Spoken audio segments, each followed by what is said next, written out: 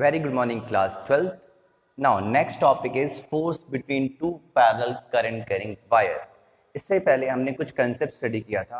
अगर वो कंसेप्ट हमें याद है तो ये टॉपिक बहुत इजी हो जाएगा. पहला कंसेप्ट कि लॉन्ग वायर में करंट आई फ्लो हो रही है और उस करंट आई की वजह से कुछ मैग्नेटिक फील्ड होगी अराउंड. वो मैग्नेटिक फील्ड अगर आर डिस्टेंस पे फाइंड करना हो तो वो क्या होगा, यानी कि मैं एक वायर ले रहा हूँ.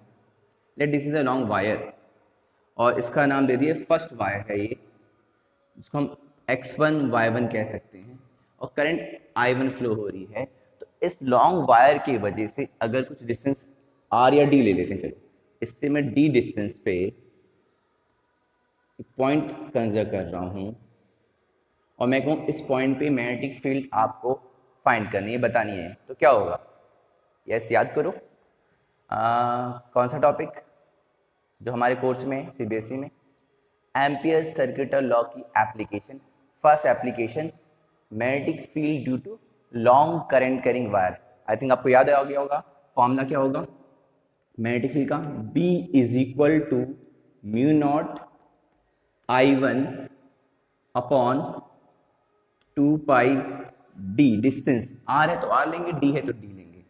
तो ये आपको क्लियर है. ये मैग्नेटिक फील्ड किसके, इस वायर की वजह से, फर्स्ट वायर की वजह से, यानी ये B1. अब हमारा कंसेप्ट है force between two parallel current carrying wire.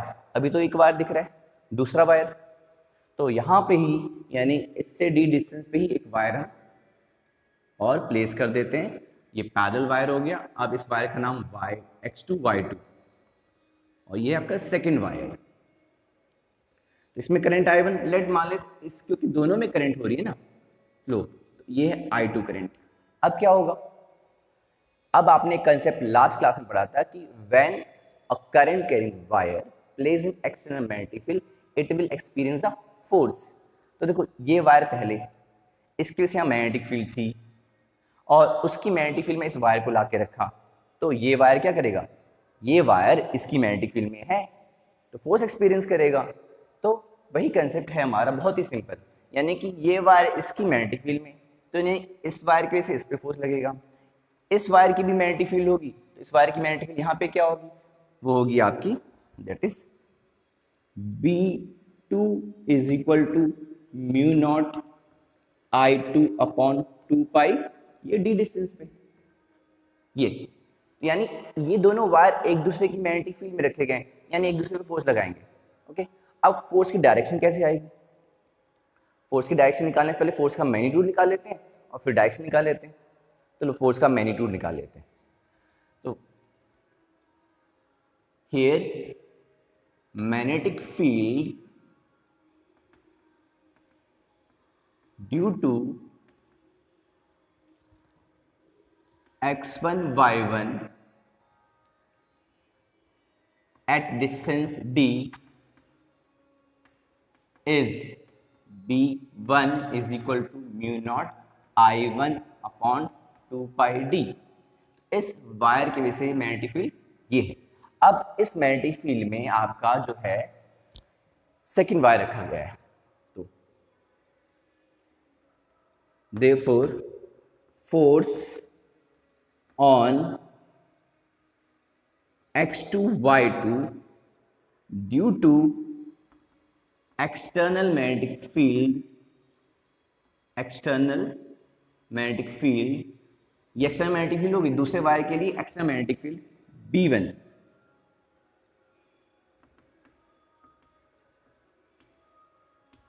क्या होगा, इज फोर्स का फॉर्मूला. सोचो क्या होगा फोर्स का फॉर्मूला. कोई वायर किसी एक्सटर्नल मैग्नेटिक फील्ड में रखा जाता है तो फोर्स का फॉर्मूला, करंट है, मैग्नेटिक फील्ड है, इस वायर की कुछ लेंथ मान लेंगे दैट इज L2 मान लेंगे, तो फोर्स का फॉर्मूला होगा, फोर्स किस पे लग रहा है, सेकंड वायर पे. किसकी वजह से, फर्स्ट की वजह से. याद रखना F21 मतलब force on second due to first, क्योंकि पहले की मैग्नेटिक फील्ड की वजह से दूसरे पे फोर्स लग रहा है. तो करंट उस वायर की यानी सेकंड वायर की, लेंथ उस वायर की यानी सेकंड वायर की, मैग्नेटिक फील्ड एक्सटर्नल वाली, और साइन एंगल क्या है. सोचो साइन एंगल क्या होगा, कैसे निकालेंगे, राइट हैंड थंब रूल. ऐसे इसकी मैग्नेटिक फील्ड जो B1 वैल्यू है, राइट हैंड थंब रूल से यहाँ मैग्नेटिक फील्ड की डायरेक्शन इनवर्ड, यानी ये जो B1 होगा यहाँ पे क्रॉस मतलब इनवर्ड होगा। तो यानी कि लेंथ ऐसे है, मैग्नेटिक फील्ड अंदर है, यानी साइन 90। तो आपका F21 आ जाएगा I2 L2 B1। अभी आ गया। अब इसका आगे नेक्स्ट स्टेप क्या होगा, F21 upon L2, force per unit length यहाँ निकालेंगे हम। हाँ, टोटल फोर्स निकालना है तो लेंथ से क्रॉस मल्टीप्लाई कर देंगे। Force per unit length I2 B1, that is F21 upon L2। I2, what is B1? This one, mu naught I1 upon 2 pi d। तो force per unit length is mu naught I1 I2 upon 2 pi d, that is force per unit length. ये आया second wire पे first wire की वजह से। अब उल्टा, यानी F21 नहीं F12 फाइंड करना है, तो क्या करेंगे, सिमिलरली कर देते हैं, लेकिन आपको स्टेप बताता हूँ क्या करना होगा। कि हो जाएगा here magnetic field due to, क्या कर देंगे, x2 y2 हो जाएगा, एट डिस्टेंस d इज 2 हो जाएगा, ये हो जाएगा। फिर फोर्स ऑन, अब सेकंड वाले की वजह से पहले पे फोर्स लगेगा, ठीक है। एक्सटर्नल मैग्नेटिक फील्ड क्या हो जाएगी, सेकंड वाली। अब ये हो जाएगा फोर्स ऑन 1 ड्यू टू 2, तो यहाँ पे हो जाएगा I1, ये हो जाएगा L1, ये सेकंड वाली मैग्नेटिक फील्ड, और ये आपका F12 is equal to I1 L1 और ये 2। और फिर यहाँ पे 1 2 1, तो जहाँ 1 था वहाँ 2 कर देंगे, जहाँ 2 था वहाँ 1 कर देंगे, ये हो जाएगा।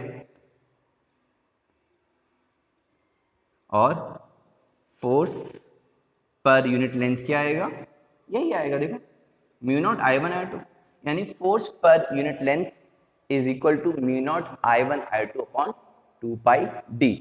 हाँ, टोटल फोर्स निकालना तो लेंथ को क्रॉस मल्टीप्लाई कर देंगे, क्योंकि ये फोर्स पर यूनिट लेंथ है, यानी यूनिट लेंथ पे लगने वाला फोर्स। अब आ जाते हैं डायरेक्शन की बात करते हैं। इसकी वजह से मैग्नेटिक फील्ड क्रॉस अंदर की तरफ है। अब इस वायर पे फोर्स का वैल्यू हमने निकाल लिया। डायरेक्शन, करंट कैरिंग वायर पे जो फोर्स की डायरेक्शन लगती है, Fleming left hand rule, okay, ये लेफ्ट हैंड है। FBI, बी अंदर की तरफ क्रॉस, अंदर की तरफ करंट ऊपर है, ये देखो फोर्स इधर आया ना, मतलब फोर्स इसका ऑन 2 ड्यू टू 1 इस डायरेक्शन में आया। सिमिलरली इस I2 की वजह से थंब रूल से मैग्नेटिक फील्ड निकालेंगे इधर, तो कहाँ आएगी, यहाँ मैग्नेटिक फील्ड डॉट, ये आ जाएगा आपका B2। इसके वजह से मैग्नेटिक फील्ड, सेकंड की वजह से मैग्नेटिक फील्ड B2, और मैग्नेटिक फील्ड बाहर की तरफ, तो फोर्स की डायरेक्शन क्या होगी, मैग्नेटिक फील्ड बाहर की तरफ, ये ले लेते हैं, मैग्नेटिक फील्ड बाहर की तरफ, करंट ऊपर, थंब इधर, यानी आप देख सकते हो इसका मतलब सेम डायरेक्शन में करंट है, फोर्स क्या है, अट्रैक्टिव। तो कंक्लूजन ये आया like current means same direction में जो करंट हो तो वायर अट्रैक्ट करते हैं। जब उल्टा पड़ा था हमने, लाइक चार्ज रिपल, चार्ज के केस में लाइक चार्ज रिपल करते हैं, लेकिन करंट के केस में लाइक करंट अट्रैक्ट। और अगर अनलाइक कर देंगे, यानी एक करंट इधर और एक करंट नीचे, तो वो रिपल हो जाएगा। वो आप इस रूल से और इस रूल की हेल्प से फाइंड कर सकते हैं। यानी यहाँ दोनों रूल लग रहे हैं। कौन सा, पहले मैग्नेटिक फील्ड निकालोगे और फिर फोर्स निकालोगे। ओके, नाउ तो ये टॉपिक आई थिंक आपको क्लियर हो गया। इस पे न्यूमेरिकल्स भी करेंगे, ठीक है, तो वो न्यूमेरिकल नेक्स्ट वीडियो में एक्सप्लेन करेंगे हम। तो इसको आप 2-3 बार रिवाइज कर लेंगे क्लास, ठीक है। Thank you.